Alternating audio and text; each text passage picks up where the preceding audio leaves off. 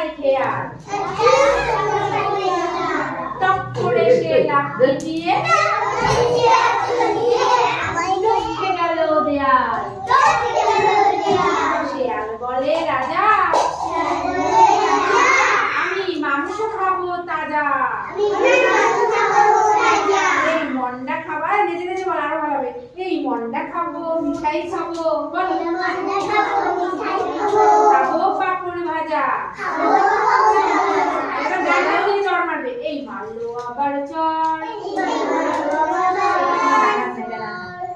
রাজার গালের পর আবার এই মারলো আবার চড় এটা তোমার ডান হাত রাইট হ্যান্ড দিয়ে করতে হয় রাজার গালের পর শব্দ শুনে দৌড়ে আসে ৭০০ রাজার চর শব্দ শুনে